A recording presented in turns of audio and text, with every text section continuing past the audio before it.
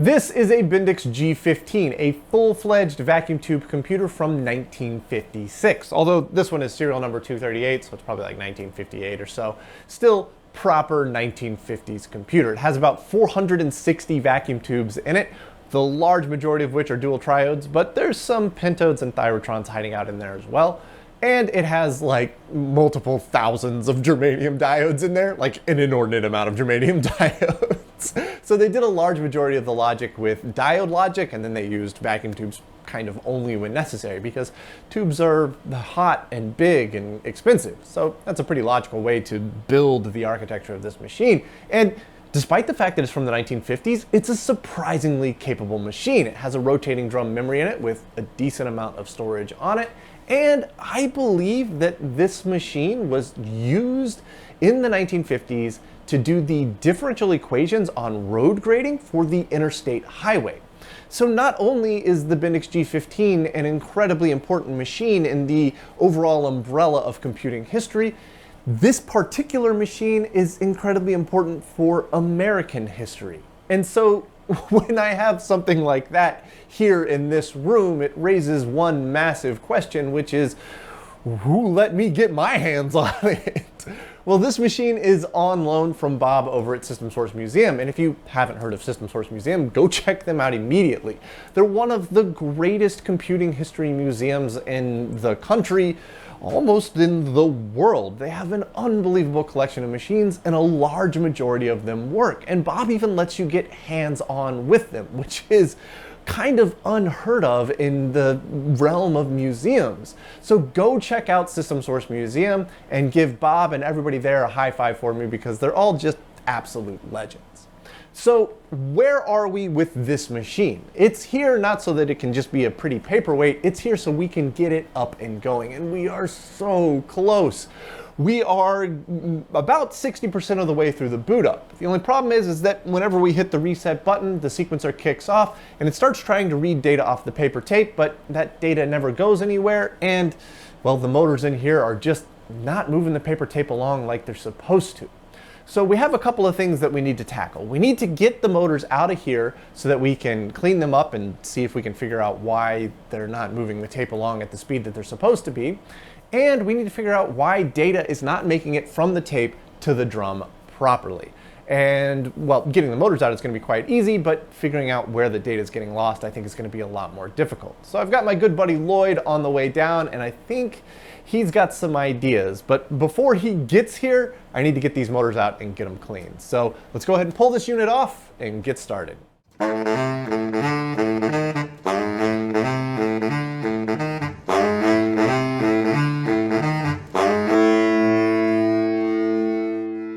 Right, let's get these motors out. I'll slide the whole unit forwards, then unplug the Canon connector that connects the paper tape reader to the rest of the computer. I'll also remove the two screws that hold the cabling in place. Then on the underside of the phototape reader unit, there are 4 screws that go up into threaded plates. With all 4 of those screws removed, the tape reader unit is completely loose and can be pulled straight off. With the reader on the bench, we have much better access to the motors now. I'll disconnect the cable for the light, then unscrew and remove the 5 terminal lugs for the 6 wires from both motors. Back on the front of the tape reader, I'll remove the 2 mounting screws, and then the motor is free to pull right out. All right, these are already very cool. They're definitely gear motors because you can see that the shaft is offset. It's way up here. So there's gonna be probably a gearbox in here that's turning the rotational speed down and improving torque. But what I think is awesome is that they have a spring-loaded tensioner here. You can see how this outer piece can slide around separate from the inner piece, and the inner piece is directly connected to the shaft. And I mean, it's supposed to be spring-loaded. This thing's all gummy, and so it's not doing what it's supposed to do. But the fact that it can move is pretty awesome, and that adds a little bit of compliance to end of tape and stuff like that, so it doesn't rip the tape. It'll load up the spring and absorb variations like that. These won't, because they're gross, but that's, I think, what they're originally meant to be. So we're going to continue with disassembly, get these things fully apart, and see if we can get them really clean on the inside. To crack this thing open, let's first remove the mounting studs. They just thread onto the end of long through bolts. Then we can remove the 4 through bolts that keep the whole unit sandwiched together. And I figured it would just pop apart at this stage, but I pried and pulled and it fought me every step of the way. Thinking I was doing something wrong, I took a break to remove the cogs on the end of the gearbox shaft next. These just have 2 set screws and then they slide right off, and that clearly wasn't the problem. I just needed to throw a little more perseverance and brute force at it though, and there we go, cracked right apart. All right, I think this is about as far apart as I'm going to take it. In order to get the motor outside of the casing here, I'm going to have to undo all of the cable lacing on the back, and I don't want to do that. And also, everything feels decently smooth. This thing does have oilers built in. That's what these little holes up here that are marked with red and yellow paint are. That's what I thought they were, but I wasn't 100% sure, so I wanted to at least crack it open to be sure. And yeah, they definitely look like oilers. I can see that this red one here comes straight into this bearing area right here. So that's going to be oiling this front bearing.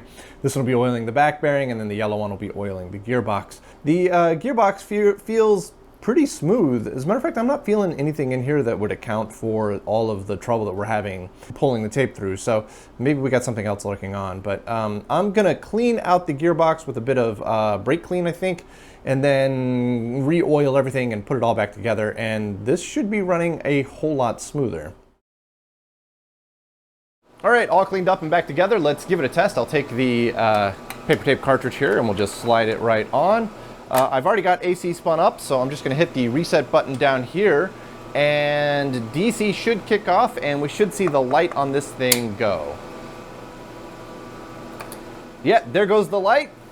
The tape is spinning. It's not as fast as I would have hoped, but that's plenty quick for functioning. I mean, that should be reading in data into the machine. So that is absolutely going to be good enough, I think, for testing once Lloyd gets here.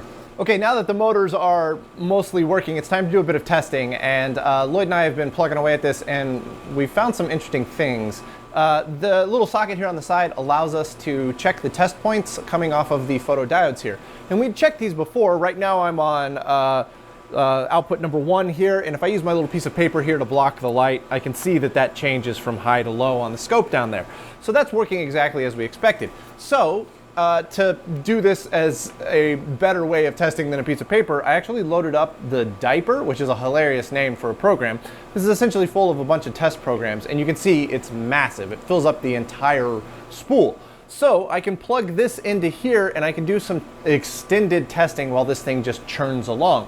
So if we plug this right in, it starts spinning, and looking at data number 1 here, we should be able to see that data showing up on the scope here. And yeah, we can see that that looks absolutely correct. So let's check pin 2 here, and immediately that doesn't look right.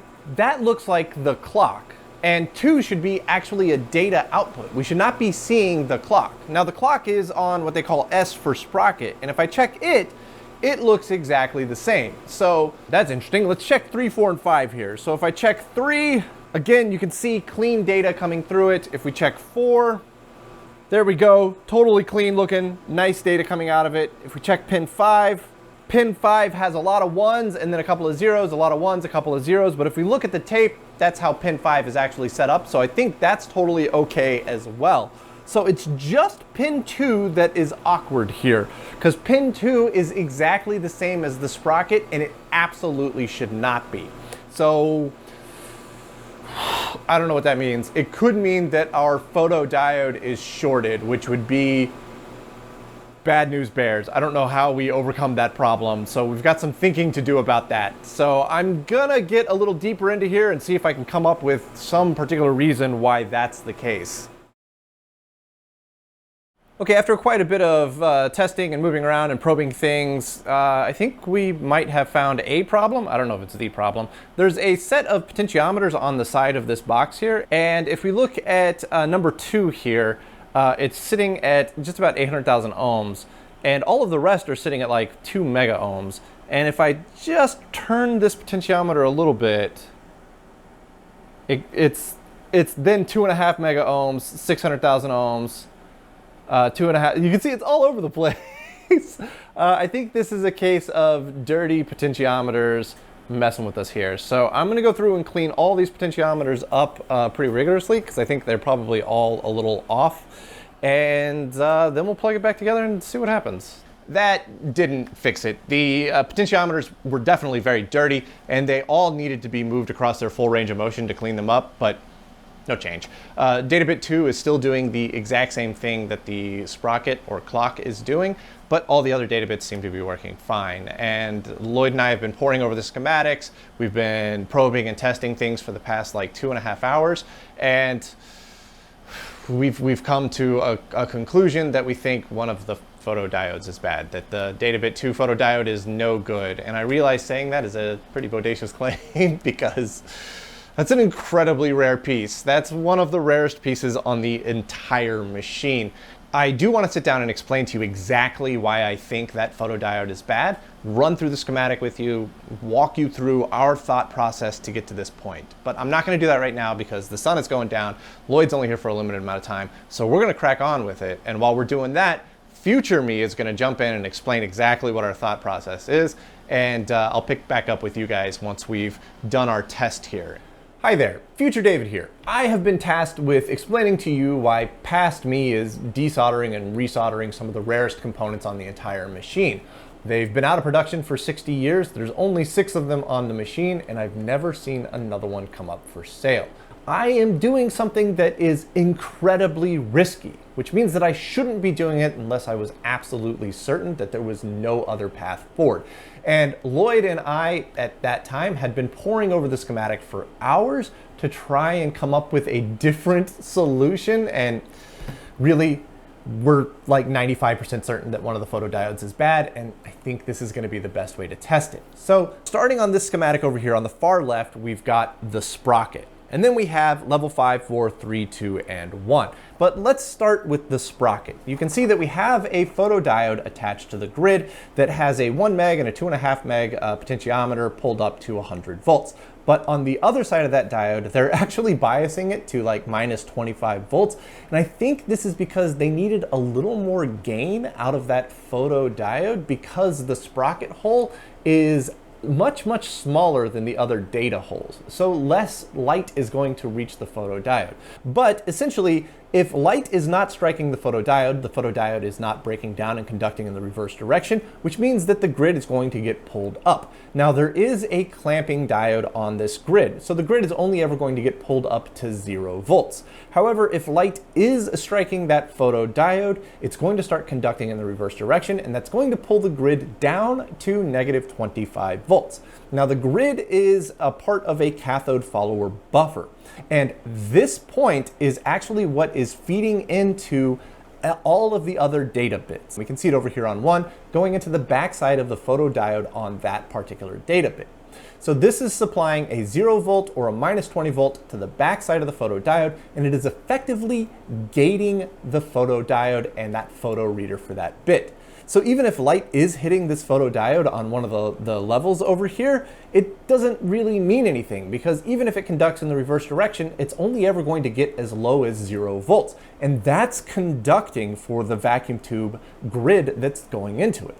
And if the tube is conducting, it's pulling the plate low down to about 0 volts, which means that the 51K, 180K voltage divider is going to give about negative 20 volts coming out of it. Now, when the sprocket hole goes over the photodiode and that starts conducting, the cathode follower buffer is now going to be at negative 20 volts. This is negative 20 volts on the backside of the photodiodes for detecting the data bits. Now, if light is striking that photodiode, it allows it to conduct in the reverse direction, which means that the grid is pulled low, the tube goes into cutoff, and now you have an 18K ohm resistor to plus 100 volts pulling up the output. And because there is a clamping diode to ground here, it's going to pull that output up to 0 volts. Now the interesting thing that's happening is that bit level 2 is doing the exact same thing as the sprocket gate. And at first that didn't make any sense until we looked at the schematic and we thought, what would happen if the photodiode was always conducting in the reverse direction regardless of whether light was hitting it or not? and then it starts to make sense. So if we look at the grid here, that means the grid's going to be going from 0 to negative 20 volts in the exact same pattern as the sprocket. And I think that's what we're seeing here. The photodiode is conducting in the reverse direction, regardless of whether light is hitting it or not. So that's really, I mean, that's what the scope is telling us, and that would just, that means that we have a bad photodiode. But I do really want to be absolutely sure that we have a bad photodiode. So what we're going to do is we're going to desolder the leads from bit level 1 and bit level 2 and flip-flop them. And if we do that, that'll let us know if the problem follows the photodiode or if the problem follows the bit level.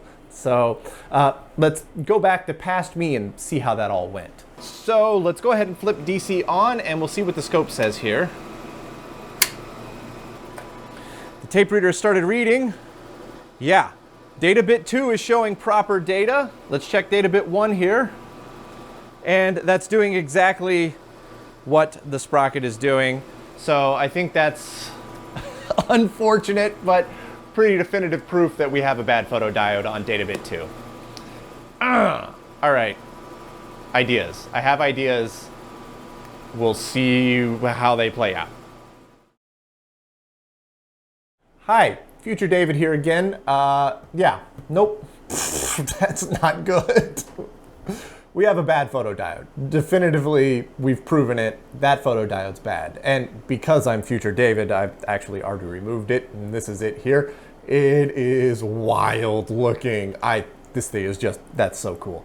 But also really not cool because that photodiode is bad. And if we don't have 6 fully functional photodiodes on this machine, it is effectively a very pretty paperweight, because the number track, which is vital for the drum to do anything, gets loaded in through the paper tape reader. There is no path forward here that doesn't involve a functioning paper tape reader. So we absolutely have to replace this photodiode, and there absolutely are not any replacement photodiodes available for sale. So where do we go from here?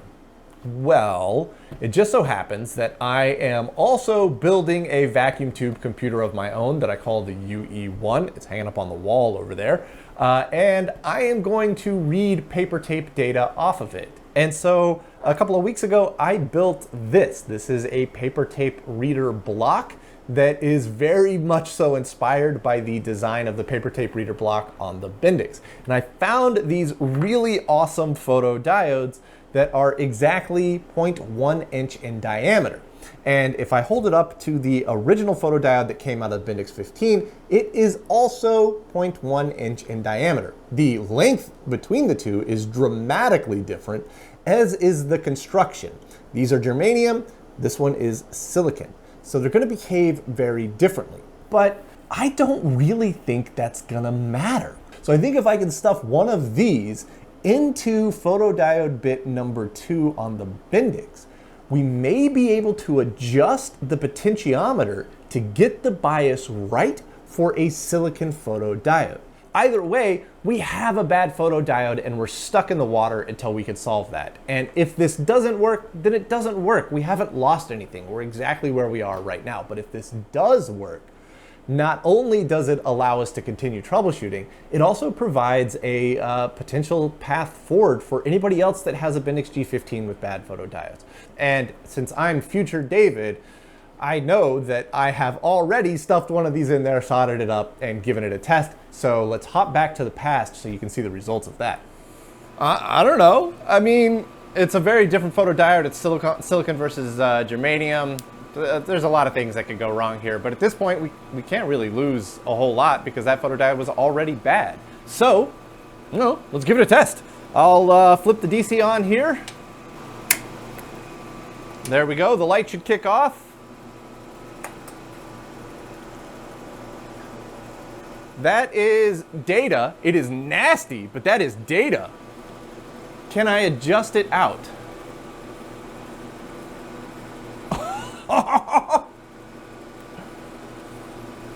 It stopped, it started again.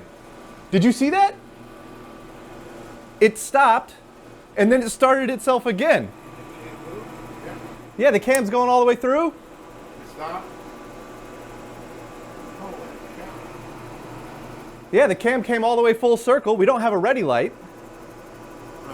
But we went through... We got R on the input-output over here. Yeah, so we've loaded first track of diaper in theory. We've loaded number track.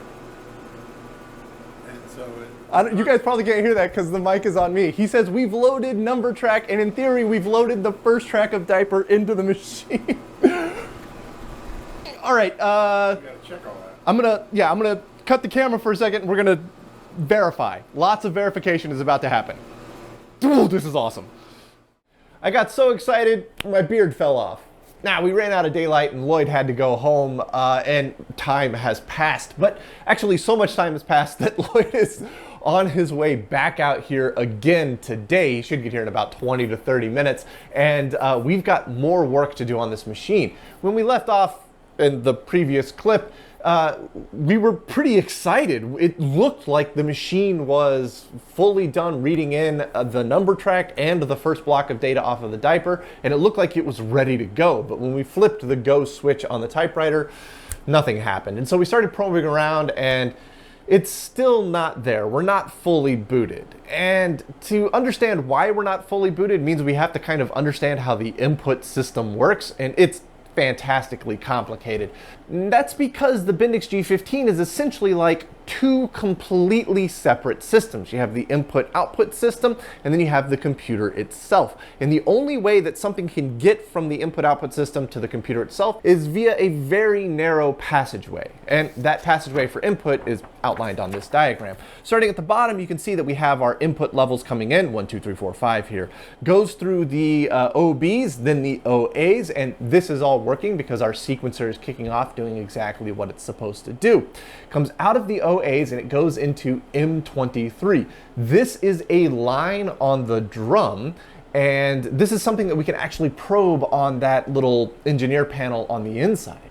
And we can see that data is making it to M23. So we're reasonably confident that our input system is working all the way up to this point. That's like 2/3 of the way there. So that's pretty good.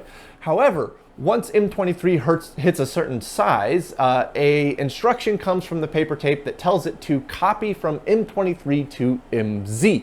Now we can't probe MZ on that little panel, so we're not sure if it's making it to MZ or not.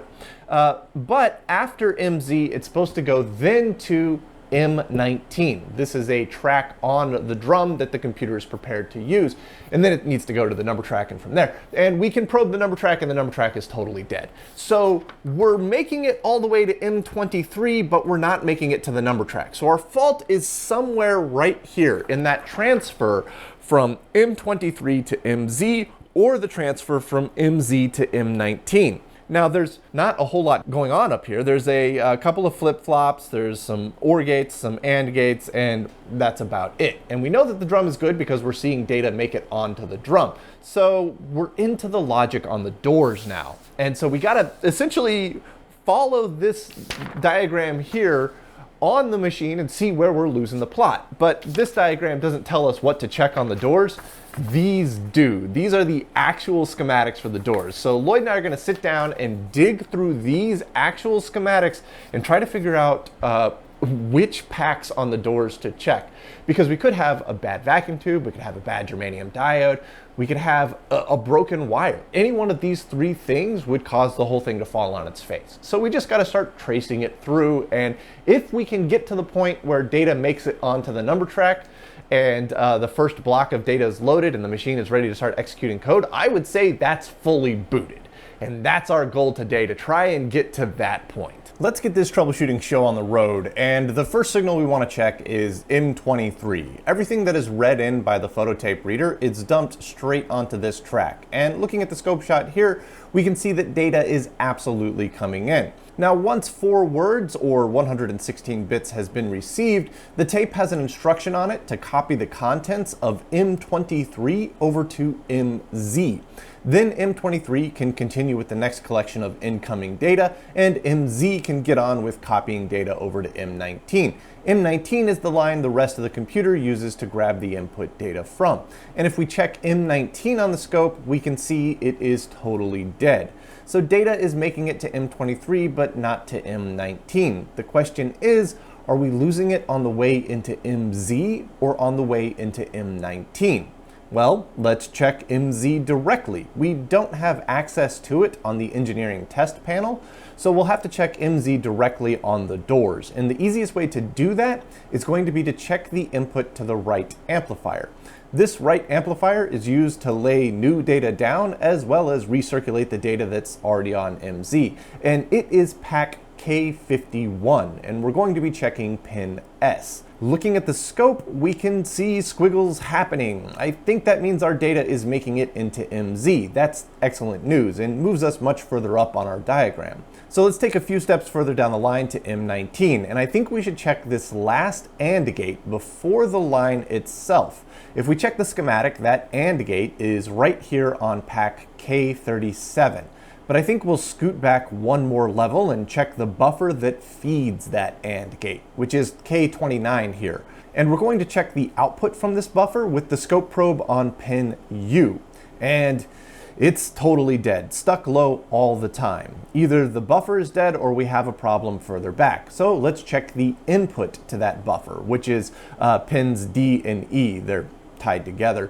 And again, on the scope, it's totally dead, meaning the buffer is likely fine and our fault is a little further back. There's not much left between the known good MZ signal and this buffer though. Let's take a look at the AND gate that receives the MZ signal and the N signal. We know the MZ signal is good, we saw it earlier, so we'll check the N input to this AND gate here, which is pack K46 pin K. And, well, there's a bit of noise, which is weird, but that is a high signal. And if there's data on the other input, which there should be, but actually, you know what? We're here. Let's double check just to be safe. We're going to check the MZ input, and that's K46 pin J. And if we hop over to the scope, yep, we got squiggly lines. The AND should absolutely be outputting something correct here. But we're not seeing that on the input to the buffer, so the AND gate must be bad, right? Well, not necessarily. There are 4 AND gates feeding into an OR gate, and these are built using the diodes on 3 separate diode packs, K46, K37, and K38 specifically. If one of these packs has a short on them, it could be pulling the output low. Because this is all diode logic, the AND gates and OR gates have a pull-up resistor for logic high. So a short to logic low could absolutely overpower the logic high pull-up. The best bet is to pull all 3 of those packs and test them. And, how about that? They all just test fine on the bench with my multimeter, but we know for a fact that one of them has a bad diode. This is going to require a much deeper dive into how to test diodes properly, which is something we'll get into in a future episode. For now, let's just swap these 3 packs with some from the other door. I'm swapping K37 with A17, which is a D2 pack, K46 with A18, and this is also a D2 pack, and K38 with A19, and that is a D1 pack. Now, what are A17, A18, and A19 used for? Well, I think A17 and A18 are used in the early bus to intermediate bus transfer. A19, I'm not really sure, I couldn't find it in the schematic, but I'm pretty sure all 3 of these are deep into executing code, so that's not going to hold up our boot process. We'll circle back to these 3 packs in the future and diagnose them properly. Now that we've got those 3 packs swapped, let's check the buffer K29 again. This was the last stop before track M19, and looking at the scope, heck yeah, we got data. With fresh data showing up, we should see it building into M19 now like a shift register. Looking at the scope here, we're triggering on T equals 0, and we can see the data build up and off the screen to the right side. Then it loops all the way around as the line fills up until we see it come in from the left side. And that's awesome. We just watched a line on the drum fill up in real time. All right, the data coming into M19 is number track data, and once M19 is full, a copy is triggered that copies M19 over to the number track. The number track is like the roadmap for where data on the drum is located, so this is vital. And looking at the scope, we can see that data is showing up on the number track. That's excellent. Now, if we interrupt the load-in process between the number track and first block of data, whatever is in M19 should match exactly with what is in the number track. In this scope shot, I've got M19 in purple and number track in yellow, and that is an interesting failure. Single pulses get copied over faithfully, but double pulses don't. Well, that's not good. Looking at the diagram here for the number track, M19 feeds into an AND gate, and that's pretty much it. And I checked this AND gate, and it was totally fine. We had proper input going into it and proper output coming out of it. The only thing left between that AND gate and the number track is the right amplifier. So let's pull that pack and give it a once over. With it on the bench, I can see one of the original diodes had been replaced, and when checking it with the multimeter, it measures as completely open. The other 3 diodes measure just fine, but that one for a fact is definitely bad. So let's desolder that diode, and then I'm going to replace it with a modern BAT41 Schottky. And there's some debate in the G15 community as to whether Schottky diodes will work in the right amplifiers, and I figured what better time than now to test that theory. So with the new diode in, let's pop the right amplifier back in place and then give it another test. And this is how we're testing it. We're letting it read in the first block of data, which is the number track. Then in between the first block and second block, I'm interrupting the light with a piece of paper. This prevents the second read from overwriting the data in M19 and allows me to compare M19 and number track. And you can see here from my reaction, they are matching perfectly now. But here's the really important part. This is a scope shot of the last word of the number track. And because the data is entered like a shift register, it was the first word that was actually read in. So if we look at the data that the paper tape was punched from, we can see that the first word that gets punched in is 1414794Z. Looking at the scope shot from left to right, I've got 1, 1001, 0100, 1111, 0001, 0100, 0001, 0100, which comes out to 94Z1414. Now that doesn't quite match the original. I'm missing the 7 that we mentioned earlier, but a word is only 29 bits and the original data represents 32 bits. So there's 3 extra bits going on here that's messing with my brain. But the important part is 1414 and 94Z matches perfectly to the data that we're seeing that was punched onto the tape. That means data got shifted incorrectly and pushed all the way around the entire word on the drum and never corrupted. That's excellent. And using that same method of looking at the scope and checking out M19 and number track, we were able to confirm that the first 3 words and last word of number track were 100% correct, and that the first 3 words and last word of M19, which is holding the first block of instructions from the diaper diag test program, is also correct. So the machine is fully booted. We have code sitting in the drum, ready to be executed.